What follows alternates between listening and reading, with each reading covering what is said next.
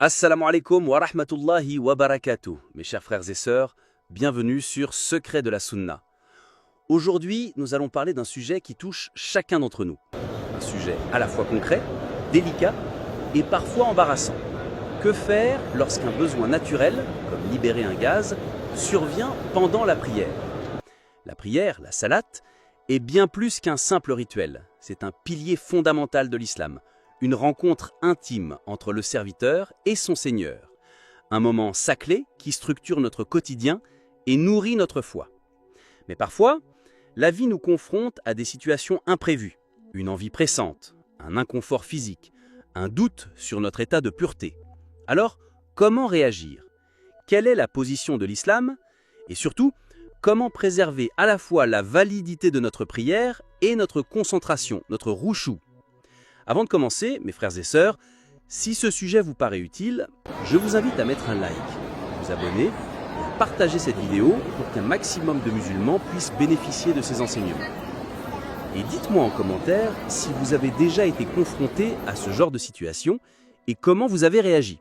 Votre expérience peut être une source d'inspiration pour la communauté.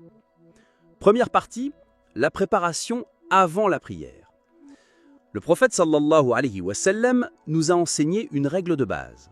Ne commencez jamais la prière si vous ressentez un besoin pressant. Pourquoi? Parce que la salat n'est pas seulement un ensemble de gestes physiques, mais un dialogue sincère et humble avec Allah. Le hadith authentique nous dit « Il n'est pas permis de prier en présence de nourriture, ni lorsque l'on ressent une forte envie d'uriner ou de déféquer. » Rapporté par Muslim. Cela montre que la qualité de la prière ne dépend pas seulement de la forme, mais aussi de l'état du cœur et de l'esprit. Imaginez, vous êtes pressé. Il est l'heure de la prière du Dohor. Mais vous avez un besoin urgent d'aller aux toilettes. Si vous décidez de prier malgré tout, votre esprit sera perturbé. Votre langue récitera les paroles, mais votre cœur sera ailleurs. Dans ce cas, mieux vaut prendre quelques minutes pour se soulager, refaire les ablutions et revenir devant Allah dans la sérénité. L'islam n'est pas une religion de contrainte, mais de sagesse et d'équilibre. Deuxième partie, le cas du besoin de libérer un gaz. C'est sans doute la situation la plus fréquente et la plus gênante. Que faire? Avant la prière, si vous sentez une gêne ou une envie, libérez-vous, puis refaites vos ablutions. Vous commencerez votre prière l'esprit léger et le corps en état de pureté. Pendant la prière, si c'est une petite gêne que vous pouvez retenir sans difficulté, la prière reste valide. Mais attention, si cette rétention vous empêche de vous concentrer, il est préférable d'interrompre, refaire les ablutions et recommencer. Si le gaz est libéré malgré vous, les ablutions sont annulées et donc la prière aussi. Dans ce cas, on arrête, on refait ses ablutions et on reprend depuis le début. Troisième partie, preuve religieuse et avis des savants.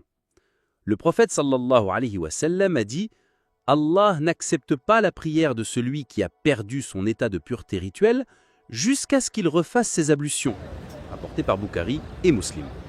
Quand on lui demanda ce qui annule les ablutions, il cita notamment la sortie de vent par l'anus.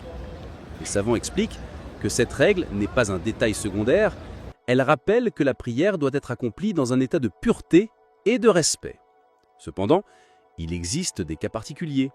Une personne qui souffre d'incontinence ou d'une maladie chronique bénéficie d'une facilité.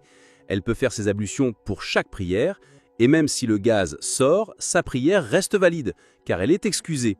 C'est la preuve que la miséricorde d'Allah est immense et que la religion tient compte des réalités humaines. Quatrième partie, l'impact sur la concentration. Même si techniquement votre prière reste valide lorsque vous retenez en gaz, posez-vous cette question. Votre cœur est-il vraiment présent? Par exemple, imaginez une personne en plein soudjour, prosternée mais crispée par peur de libérer un gaz. Peut-elle vraiment goûter à la douceur de l'adoration? Évidemment non. C'est pourquoi il vaut mieux parfois interrompre et recommencer que d'accomplir une prière mécanique sans recueillement. Quintième partie. Que faire en cas de doute? Parfois on hésite. Est-ce que je vais libérer un gaz ou pas? Est-ce que mes ablutions sont rompues? Le prophète sallallahu alayhi wa sallam a donné une règle pleine de sagesse.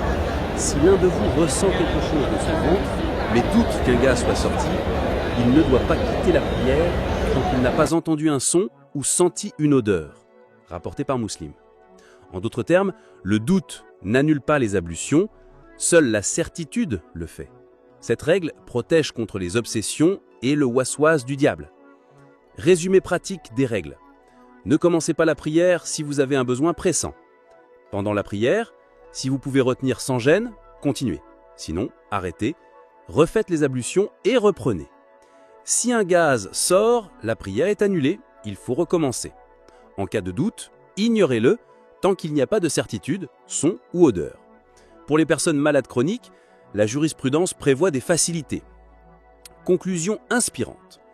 Mes chers frères et sœurs, souvenons-nous que la prière est un moment unique de connexion avec Allah. Elle doit être faite avec pureté, humilité et concentration. Si un besoin naturel survient, ce n'est pas une honte ni une faute, mais simplement une réalité humaine. L'islam, par sa sagesse, nous apprend à respecter notre corps tout en préservant notre spiritualité. Qu'Allah accepte nos prières, qu'il nous accorde le khushu', la sérénité et la proximité avec lui. N'oubliez pas de liker, partager et commenter cette vidéo pour soutenir la chaîne et répandre ces rappels bénéfiques. Barakallahu fikum, wassalamu alaikum wa rahmatullahi wa barakatuh.